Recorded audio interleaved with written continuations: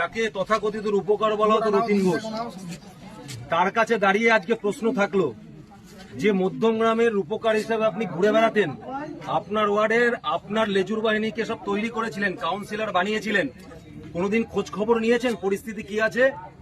2 নম্বর ওয়ার্ডে সুনাম দাস, ইনি ভারতীয় জনতা পার্টিকে সমর্থন করেছিল বলে এনাকে রাস্তায় ফেলে অকথ্য ভাষায় শুধু গালিগালাজ করেছে তা নয়, তার সঙ্গে সঙ্গে এনার সম্মানহানি করবে যাতে পরের দিন রাস্তায় মুখ দেখাতে না হয়।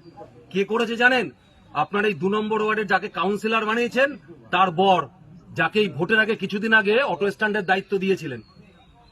আর এই সমস্ত লোকজন আপনার পার্টিতে রয়েছে দিনের পর দিন, শুধুমাত্র ভোটের কারণে আপনি এদেরকে কিছু বলতে পারেননি। আসলে গ্রাউন্ড রিপোর্ট মধ্যমগ্রামের কি পরিস্থিতি তৈরি হয়েছে একবার ভাবুন। অনেক বিষয়, আমার মেয়ে পড়াশোনায় সেকেন্ড থার্ড ডিভিশনে পাস করে, ক্লাস 8 এ পড়ে। আমার মেয়ে লটারিতে নাম ওঠেনি, এত ভালো একটা মেয়ে, পড়াশোনায় এত ভালো, এত মেধাবী, সে লটারিতে নাম ওঠেনি বলে সে কি পড়াশোনা করবে না? পড়াশোনা কি ছেড়ে দেবে? তাহলে আমার মেয়ে 3 মাস ঘরে বসে কেঁদেছে, সে ভর্তি করায়নি, সে পারতো ভর্তি করাতে, বলে কি 3 মাস বসিয়ে রাখো, তারপর আমরা দেখছি। আর এটুকুও বলা হয়েছে যদি আমাদের নাম প্রকাশ্যে আনো, তোমাদের কর্মীরা তো একদিন দল করে র্যালি করে চলে যাবে, তারপর তুই এই পাড়ায় থাকবে কি করে?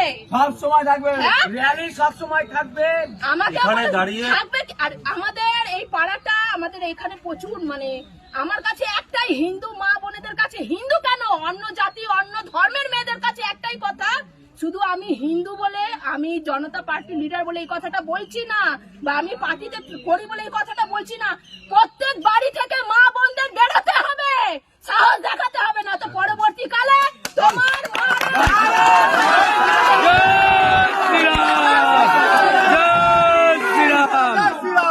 আরেকটা কথা আমি বলতে চাই, আমি চাই যে দাদা আমার কথা আপনার কাছে পৌঁছাক, আপনি আমার কথাটা শুনুন।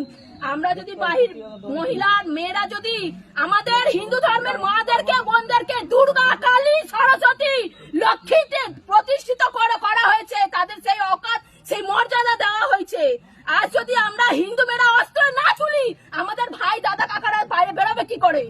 কারা রক্ষা করবে তাদেরকে? আমরা দিনের বেলা ঘরে থাকলে দাদা বাবা জ্যাঠা কাকারা যখন রাত কাজে যান, আমরা রাত্রির বেলা চিন্তায় থাকি তারা বাড়ি আসবে তো, তারা বাড়ি ফিরবে তো। আজ এই ভয়টা কেন পেতে হবে? কেন পেতে হবে? তোমরা সবাই জবাব দাও। আর ভয়ের জায়গা নেই, আমি প্রত্যেক মা বোনদেরকে বলছি, তোমরা ভয় সেখানে জয় শ্রীরাম, জায়গা নেই।